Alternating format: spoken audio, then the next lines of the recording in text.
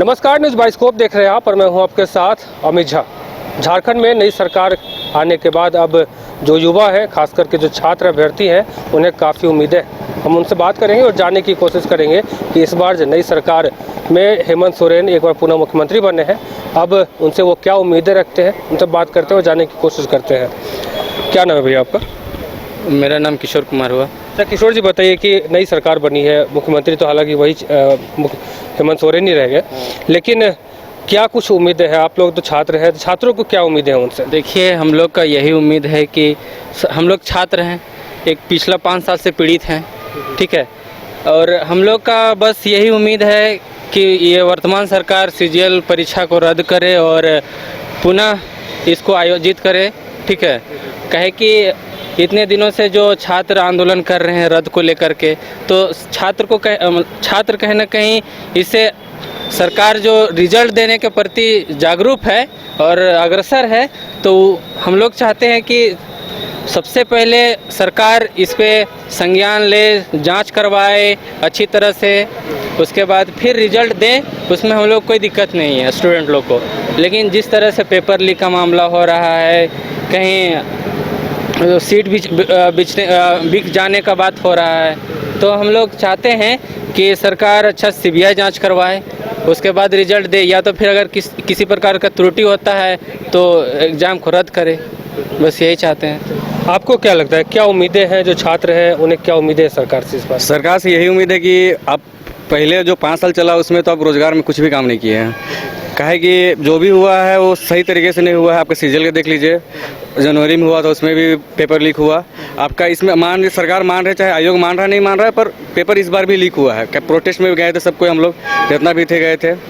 तो ये चाहते हैं सरकार से कि अब तो फर्स्ट फेज़ में जो 5 साल था उसमें अब तो कुछ नहीं किया, आपको दोबारा मौका दिया गया है, तो आपको चाहेंगे कि अब बस इस बार आप युवा को ज़रूर देखें और इस बार रोज़गार वाला काम करें। काहे कि अब सब में रूमर आ गया है कि फिर से जमे में आ गया है, अब जॉब देगा ही नहीं देगा, ऐसे बोल के कि काहे कि पिछले बार मानना ही पड़ेगा कि जो 5 साल में कुछ दिया ही नहीं है। तो और जो भी एग्ज़ाम लिए थे वो पूरा धांधली हुआ है। पीजीटी देख लीजिए, लेबर स्टूडेंट का देख लीजिए, हम पीजीटी का फूड कैंडिडेट है। यानी कि आप लोग चाह रहे हैं कि जो भी एग्ज़ाम हो या फिर अभी आप पेपर कटिंग देखे होंगे, जो मतलब चिकित्सा वाला पेपर हुआ है, इसमें पूरा धांधली हुआ है पूरा। आज पेपर, कल का ही पेपर सेकंड जेपीएससी का भी देखिए, सेकंड जेपीएससी का सीबीआई वाला आया रिपोर्ट, उसमें क्या हुआ कि जो पीटी में कोई पास भी नहीं कर पाया था वो ऑफिसर बन गया है। बताइए, ऐसे ऐसा करप्ट नेता लोग झारखंड को चला रहा है तो क्या होगा बताइए। यानी कि यही चाह रहे हैं कि जो भी एग्ज़ाम हो या फिर वैकेंसी है वो सब क्लियर फेयर तरीके से एग्ज़ाम हो, फेयर तरीके से लीजिए और जितना भी खाली वैकेंसी है उसको अच्छा से लीजिए और ज़्यादा टाइम मत, काहे कि हम लोग के पास एज नहीं है।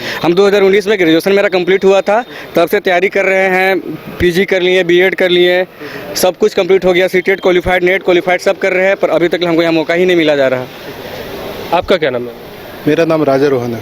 सर रोहन जी, बताइए कि सरकार से क्या उम्मीद है, क्योंकि अभी नई सरकार आई है, मुख्यमंत्री भी नए तेवर में दिख रहे हैं। आते ही उन्होंने सबसे पहले कहा कि जितने भी कैलेंडर है, एग्ज़ाम जो है जो अभी पेंडिंग है, सबको हम नियुक्त करेंगे और जल्द से जल्द उस सबको लेने की कोशिश करें। नई सरकार है, नई उम्मीदें तो होगी, बट सरकार से एक आग्रह रहेगा कि जो स्टूडेंट के जो भरोसा खोए हैं उसको किसी ना किसी तरह से उसको फिर से बनाए रखिए।